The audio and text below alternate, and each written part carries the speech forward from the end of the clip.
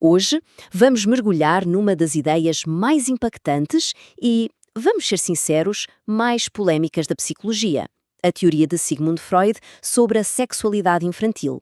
Foi uma ideia que, na sua época, virou o mundo de cabeça para baixo e que até hoje ainda gera muita discussão.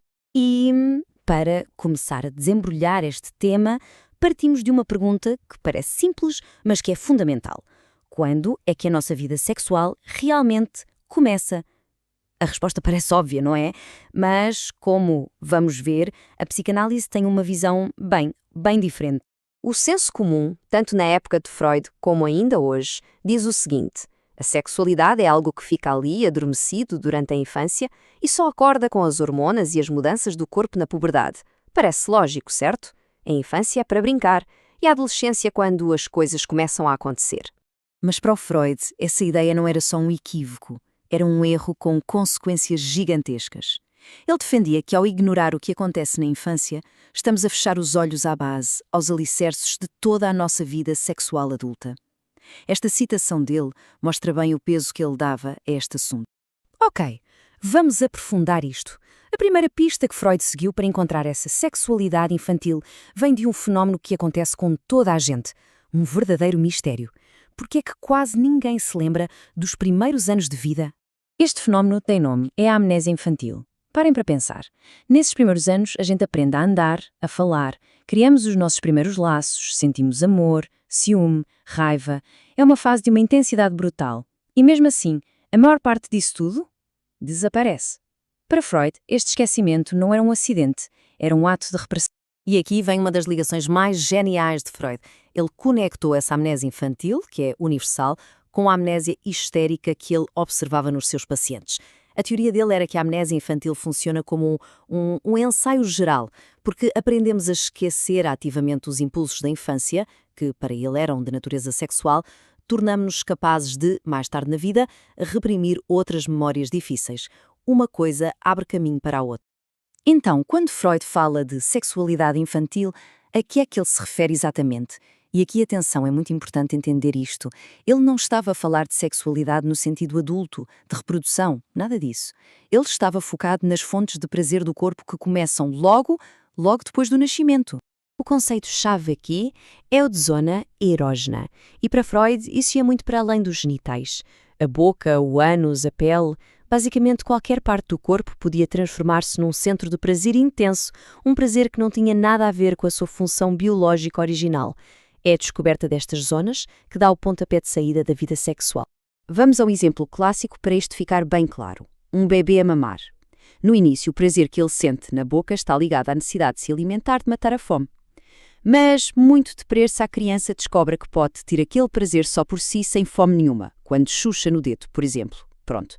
A atividade sexual, neste caso oral, separou-se da função vital. Mais tarde, a mesma lógica aplica-se à zona anal, quando a criança descobre prazer em controlar as suas funções corporais. Portanto, a ideia central é esta. As primeiras manifestações sexuais, segundo a teoria freudiana, têm 3 características bem definidas. Primeiro, nascem de uma função vital, como comer. Segundo, são autoeróticas, ou seja, o objeto de prazer é o próprio corpo. E terceiro, o único objetivo é a gratificação, o prazer daquela zona específica. Ok, mas se estes impulsos são tão fortes na primeira infância, o que é que lhes acontece? Por que é que eles não continuam a desenvolver-se em linha reta até à idade adulta? É aqui que Freud introduz a ideia de uma pausa, uma interrupção. Ali por volta dos 5, 6 anos de idade, a vida sexual infantil parece que se apaga. Mas para Freud, ela não desaparece. Ela entra no que ele chamou de período de latência. E durante este período, essas energias são ativamente contidas, reprimidas por novas forças mentais que estão a surgir na criança. E que forças são estas que seguram os impulsos? Freud deu-lhes um nome bem visual: represas psíquicas. Sentimentos como o nojo, a vergonha e o desenvolvimento de ideais sobre o que é certo e errado, o que é belo e feio, tudo isto é construído em grande parte pela educação, para controlar e canalizar essa energia sexual infantil.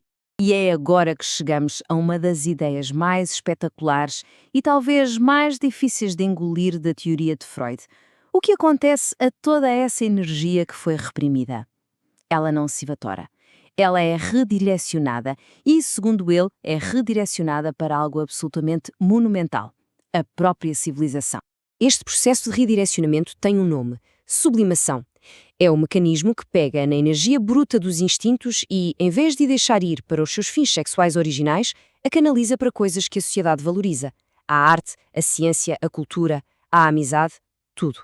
Pensem só na dimensão disto. O que Freud está a sugerir é que as maiores criações da humanidade, a Mona Lisa, a teoria da relatividade, as sinfonias de Beethoven, são, na sua raiz, alimentadas pela mesma energia que começou com um bebê a encontrar prazer na própria boca.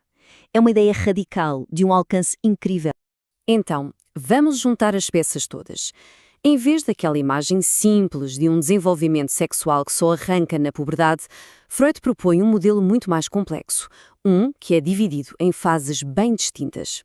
Antes da puberdade, a criança passa pelo que Freud chamou de organizações pré-genitais. A primeira é a fase oral, centrada na boca e na ideia de pôr o mundo para dentro.